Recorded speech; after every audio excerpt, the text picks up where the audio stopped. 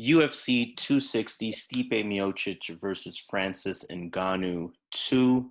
Welcome to Boxing MMA Picks. He goes by Zan, I go by Harris. We are Boxing MMA Picks, and we're giving you our breakdowns, our analysis when it comes to UFC 260. Of course, letting you know which fights are worth it, which fights are not quite worth the value at all. Maybe which underdog picks we're taking a look at as well. And stay tuned towards the end of the video. We might even give you a little bit of parlay action. So definitely stay tuned towards that. UFC 260, like I mentioned, Stipe Miocic versus Francis Ngannou. These pay-per-view events are always a little interesting to me because I feel like they make the rest of the card not as good as the main event. I feel like some of these fight nights have provided better cards, but hey, you know what? We're going to deal with what we got. We have 5 fights on our main card. Really only 10 fights that are confirmed for this card in general. So we got through our 5 prelim fight cards.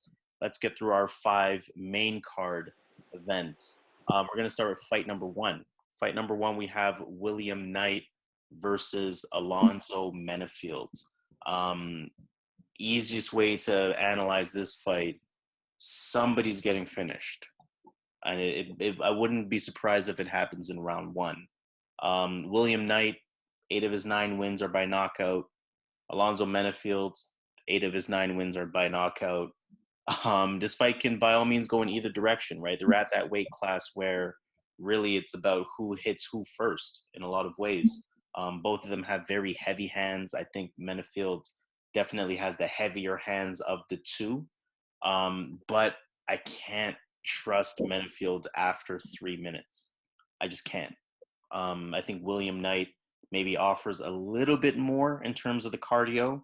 I think he has a little bit more in terms of the wrestling as well, or at least in terms of using that wrestling in the UFC. And I wouldn't be surprised if William Knight just kind of roughs him up against the cage for a little bit, at least tries to zap some of that energy away from him. And then when that one shot, not necessarily power, but when that one shot speed is taken away from Menifield, I mean, still a tough fight, but I'm going to slightly lean in the favor of William Knight. I think he just has an additional layer to his game with that wrestling from what I've seen from him. And I'm going to go with him. I'm going to go with William Knight. Not a confident pick at all. This is a pick 'em. I'm definitely staying away from this one from an actual betting perspective.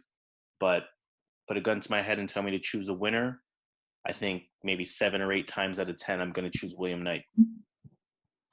That's fair. That's fair. Yeah, this is a tough fight. The odds do indicate that. This is a 50-50 fight, is what Vegas thinks. I don't see it that way.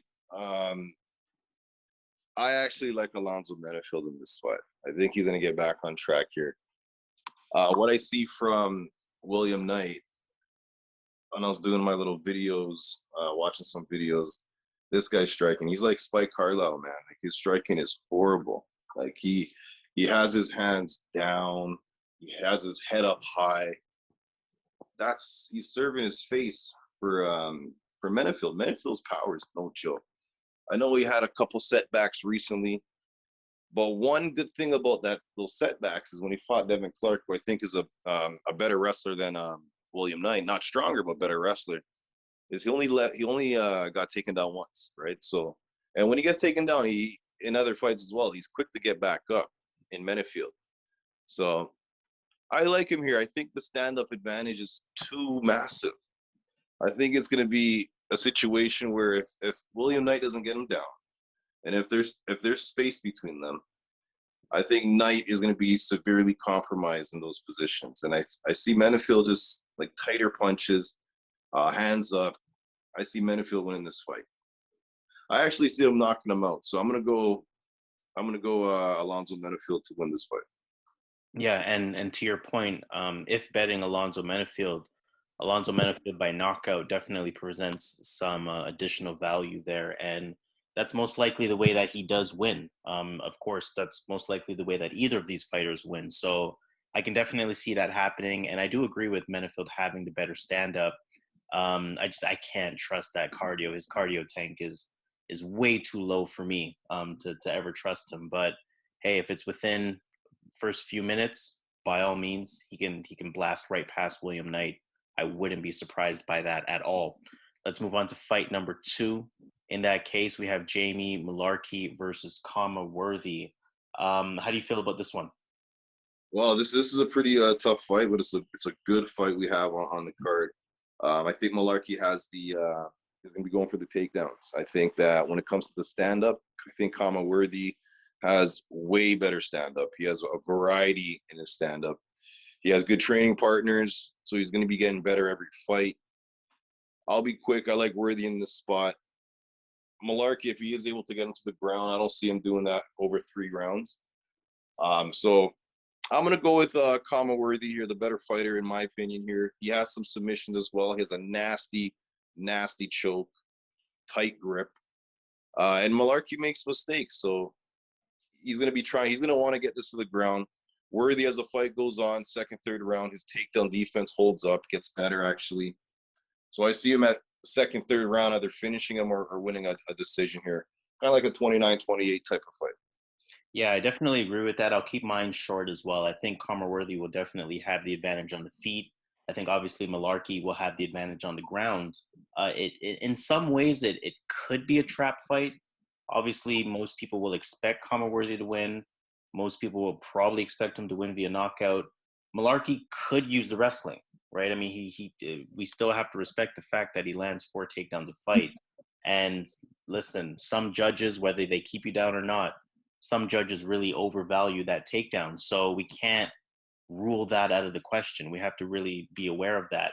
But what concerns me about Mullarkey is his takedown accuracy. It's 30%, right? So what does that tell you? That tells you he can't really keep his guys down. He's not really doing anything once he takes them down. He's kind of just getting it for the stat, right? But again, keeping it short, I do think Khama Worthy bounces back after his last fight in this one. I think he is going to be able to stuff the takedowns in the second round. In the third round, we saw it versus Luis Pena as an example.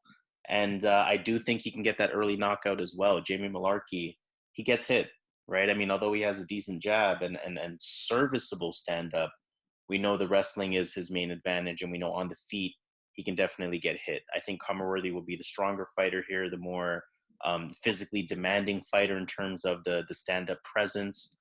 Wouldn't be surprised if he knocks Mullarkey out. Otherwise, to your point, wouldn't be surprised if he simply starts stuffing takedowns in rounds 2 and 3 and looks to win, via decision in that way. So I'm going Khama Worthy. I actually do like the value here at minus 140, and he's going to be my pick on this one as well. Let's move on to our third fight. In that case, we have Sugar Sean O'Malley versus Thomas Almeida. I'll keep this one short on my end as well. I like Sean O'Malley in this fight. We saw Thomas Almeida return to the UFC after quite some time off. I think it was 3 years off or something like that. And he faced Jonathan Martinez. And Martinez was just a more dynamic striker than he was, right? After a 2.5-year layoff. Just a more dynamic striker. He was faster. It almost felt like Almeida wasn't really ready for let's call it modern day UFC, right? So I think O'Malley presents the same problems that Jonathan Martinez presents. I actually think Sean O'Malley provides maybe more of a problem than Jonathan Martinez presented. And I think that fight's very much going to go in the same way. I think if you felt good about Jonathan Martinez, then you're going to feel just as good about Sean O'Malley beating Thomas Almeida. So he's going to be my pick. I think he's minus 300 for a reason. Maybe still a bit overvalued, but I can't see him losing this fight. Yeah, this is a really good fight. This is for the fans. I don't agree with the odds. I think it should be a bit closer here.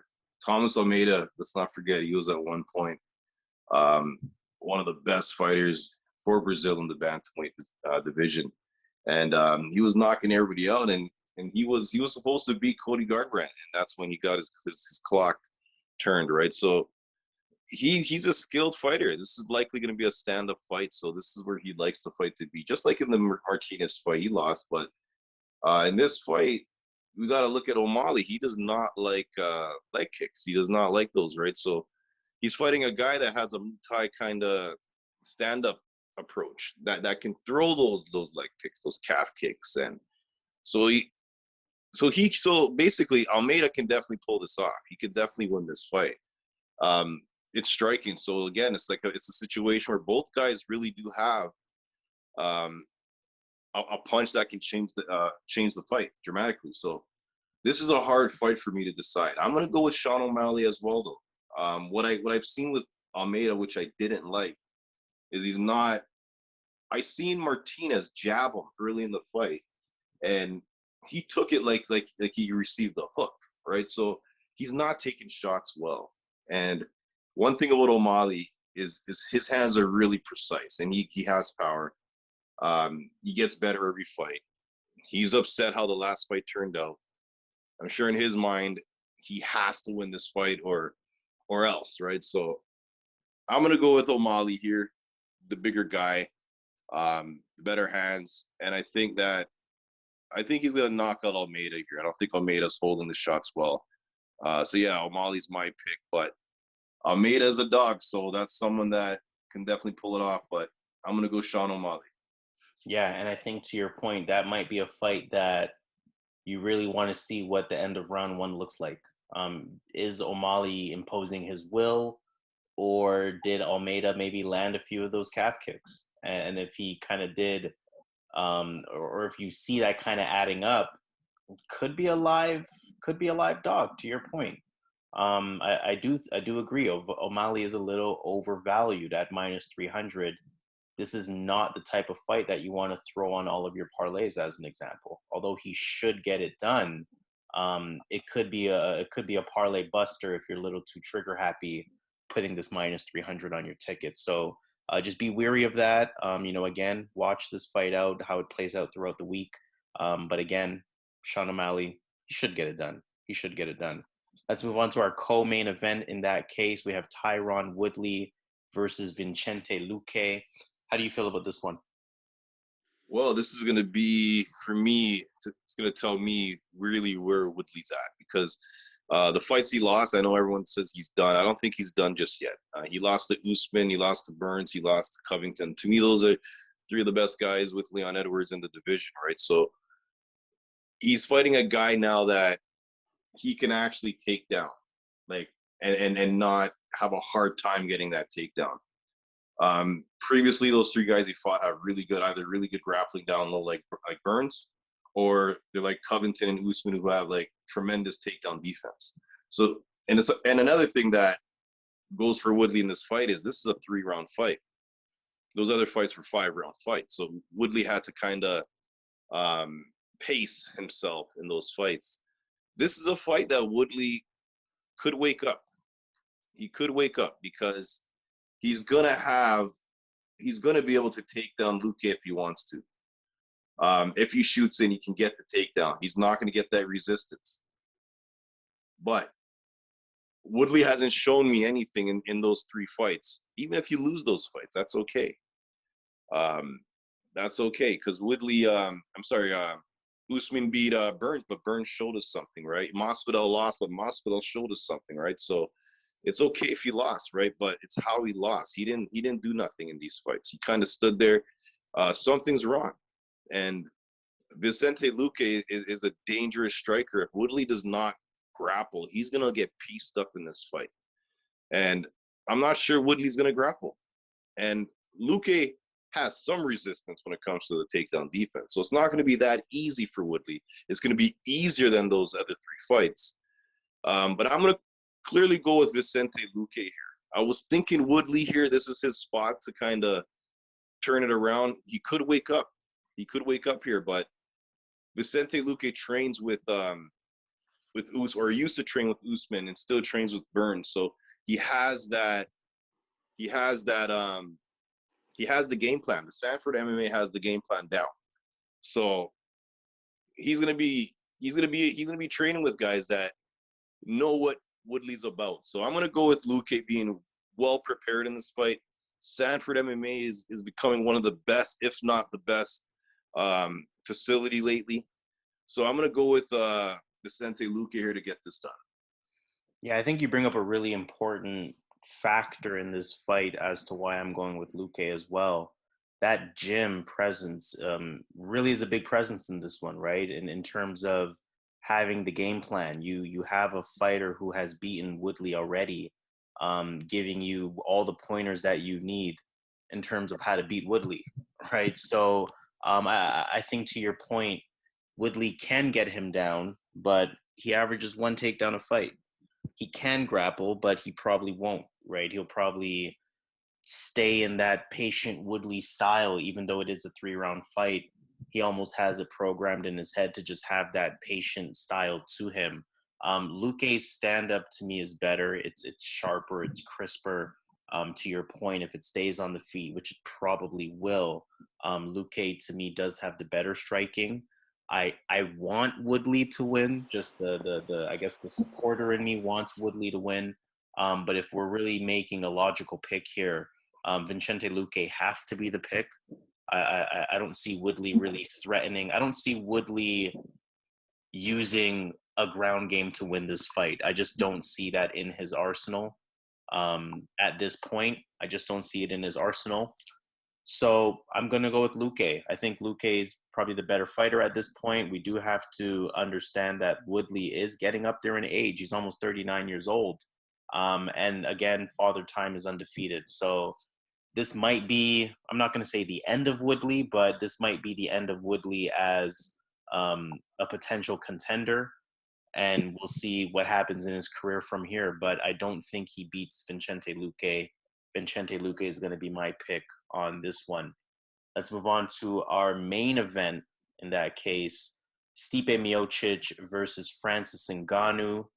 Let me know how you feel about this one. Talk me through it.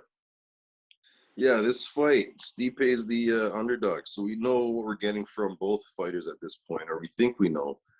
I'll be straight to my pick. I like Stipe Miocic in this fight. To me, I'm looking at some of his training photos that he's putting out there, and this guy is slimmed down. He's in better shape than he was when he fought Cormier the third time. So he's going to do a lot of moving around. He's already felt the power. He is technically the better striker, but obviously Ngannou has that freakish touch of death power. So you got to worry about that because he can just touch Stipe and knock him out. But if you watch the first fight, after the first round, Ngannou is pretty much finished. And Stipe, when he knows you're tired, he gets you more tired. He's a really, really smart fighter, one of the smartest fighters in the UFC. He's one of the guys, he's almost like a John Jones. It's hard to bet against him. He pretty much wins almost all these fights that he's that he's in, right? So it's hard to bet against Stipe. I'm going to go with Stipe here because, in my opinion, it's going to be similar to the first fight. I think he's going to avoid the danger. And I think he's going to get this to the mat because once it goes to the mat, we've seen Ngannou gas. And Stipe knows that. He learned that from the first fight. Stipe is getting in shape to go 5 rounds.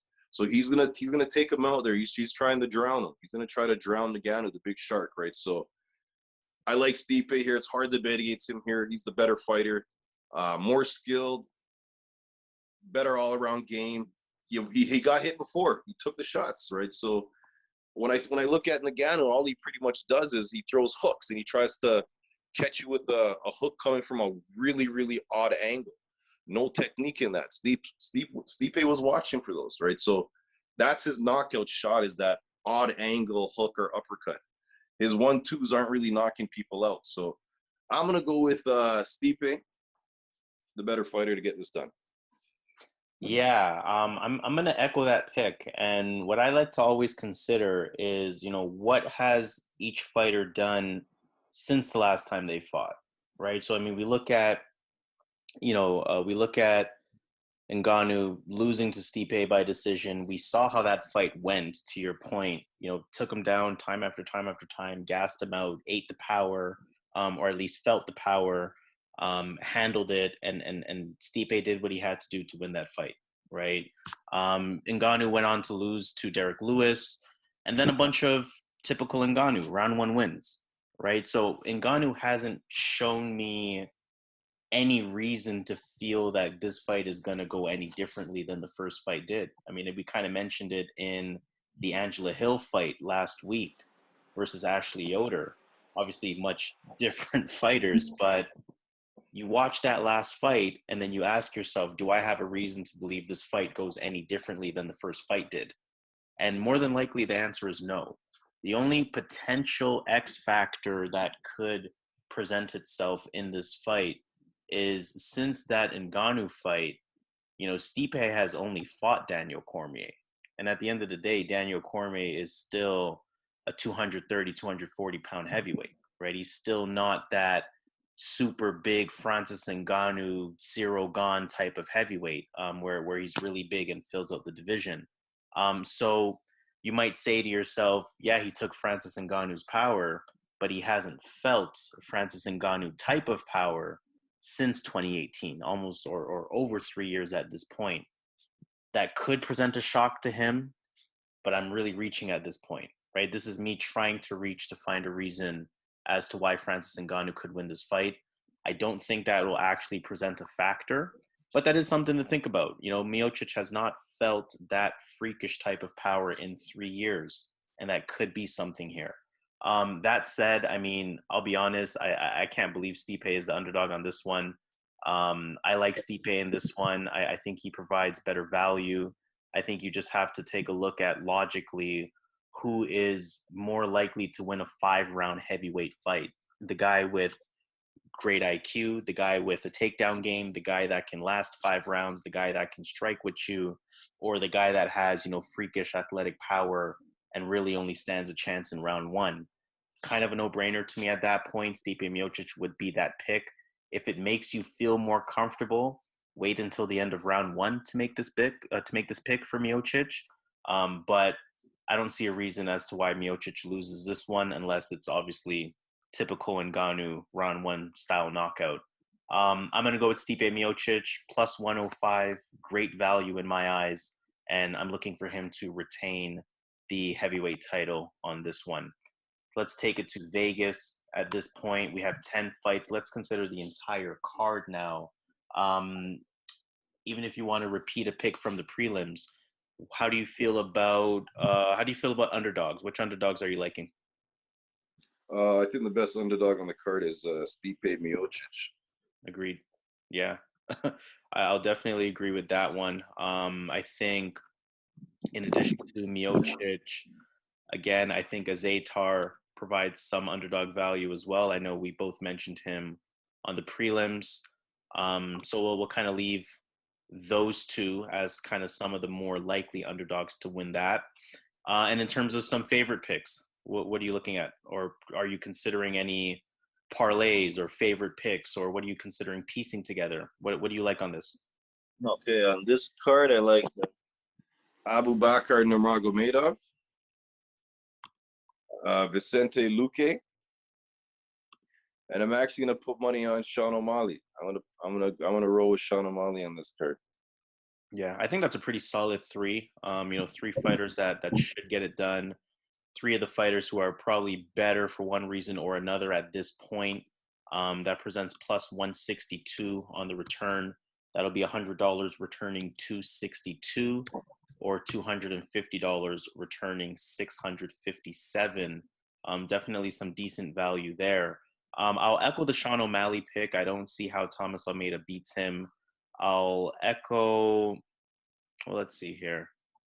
Let's see how I feel. I feel pretty good about Khama Worthy. I do have to admit, I feel pretty good about Khama Worthy. And then just to obviously give you a slightly different look than what you mentioned, I feel pretty good about Miranda Maverick as well. Miranda Maverick, Khama Worthy, Sean O'Malley. Doesn't necessarily mean I'll parlay them, but if I'm taking a look at parlaying those 3, we got plus 244 on that. $100 will return $344, and $250 will return $860. Definitely some value on this card, some closer odds on this card. I really like the idea of Stipe Miocic as an underdog on this one, as we've mentioned. But why don't you guys let us know how you feel? Let us know how you feel in the comments. do all that algorithmic stuff to help us out. Like, rate, comment, subscribe, share with anyone that you know that needs additional UFC breakdown, analysis, advice, etc. Like I said, let's have a really good conversation in the comments. Let us know how you feel about the main event. Do you see Miocic retaining his title? Do you see Ngannou becoming the new heavyweight champ of the UFC? What underdog picks are you guys possibly considering? What parlay picks are you guys possibly considering? Let us know in the comments so we can have some good extended conversation about that. Our goal, obviously, is to make this money together. So let's sign off on that note. This is Boxing MMA Picks. He goes by the name of Zan. I go by the name of Harris. This is UFC 260, Stipe Miocic versus Francis Ngannou 2. Let's get this money. Get it.